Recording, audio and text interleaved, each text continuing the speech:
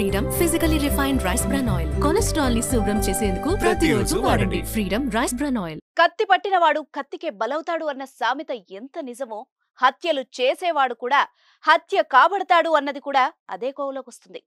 తెలంగాణకు చెందిన కాంగ్రెస్ నేత సినిమా స్క్రిప్ట్ ను మించిన రేంజ్ లో ఏపీలో దారుణ హత్య కాబడ్డాడు. ఈ రాజకీయ నాయకుడి హత్య ఘటన ఇప్పుడు 2 తెలుగు రాష్ట్రాల్లో సంచలనం సృష్టిస్తోంది.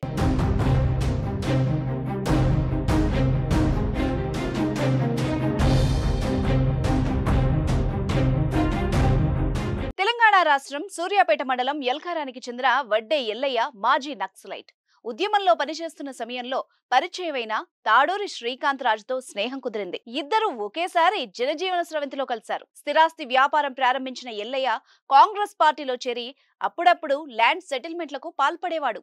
బెదిరించి డబ్బులు వసూలు చేశాడన్న కేసులు కూడా ఉన్నాయి. బాలెంల మాజీ సర్పంచ్ ఒంటెద్దు వెంకన్న హత్య కేసుల్లో ప్రధాన నిందితుడిగా ఎల్లయ్య జైలుకెళ్లొచ్చాడు. బెయిల్ పై వచ్చిన ఎల్లయ్య పద్ధతి మార్చుకోకపోవడంతో పీడీ యాక్ట్ పెట్టిన పోలీసులు మళ్లీ జైలుకు పంపించారు. సరిగ్గా ఏడాది క్రితం బయటకొచ్చిన ఎల్లయ్య రియల్ ఎస్టేట్ వ్యాపారంపై ఎక్కువగా ఫోకస్ పెట్టాడు. ఈ విషయంలో తన సహచరుడైన శ్రీకాంత్ రాజుతో విభేదాలొచ్చాయి. ఎల్లయ్య కంటే ఎక్కువ నేర చరిత్ర కలిగిన శ్రీకాంత్ రాజు ఎలాగైనా ఎల్లయ్యను మట్టుబెట్టాలని చూశాడు. అందుకు సినిమా లెవెల్లో ప్లాన్ చేశాడు. అందుకోసం ఒక జంటను కూడా సెట్ చేశాడు. ఏప్రిల్ 18వ తేదీ ముహూర్తాన్ని ఫిక్స్ చేశాడు. యాక్షన్ ప్లాన్ స్టార్ట్ చేశాడు. సహజీవనం చేస్తున్న దంపతులుగా హైదరాబాద్ కు చెందిన అపర్ణ, సూర్యాపేటకు చెందిన శ్రీనివాస్ ను ఎల్లయ్యకు పరిచయం అయ్యేలా చేశాడు.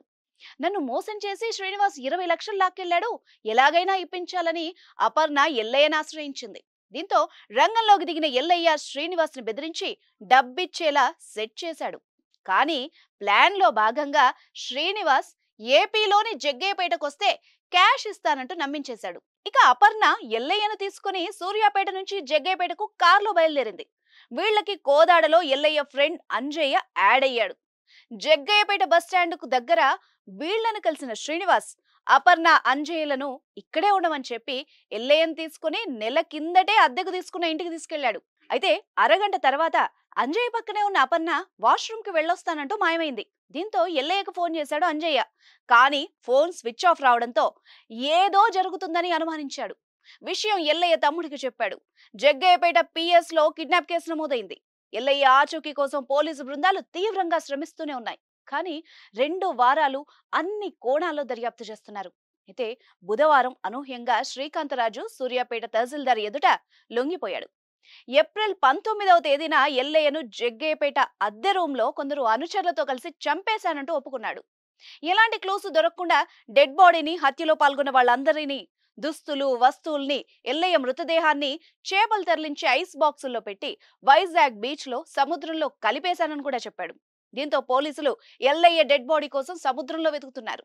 శ్రీకాంత్ రాజుతో పాటు ఆయన అనుచరులని సహజీవనం చేస్తున్నట్టు నమ్మించిన అపర్ణ, శ్రీనివాస్ ని కోర్టులో హాజరుపరిచారు. ఇప్పటికే 34 కేసుల్లో నిందితుడిగా ఉన్న శ్రీకాంతరాజు సూర్యాపేటలో అయితే దొరికిపోతానని పక్క రాష్ట్రం ఎంచుకున్నాడని పోలీసులు తెలిపారు.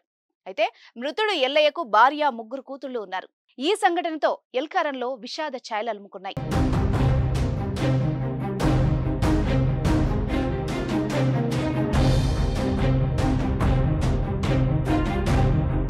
సుమన్ టీవీలో మీ పర్సనల్ అండ్ బిజినెస్ ప్రమోషన్స్ కోసం కింది నెంబర్కి కాంటాక్ట్ చేయండి.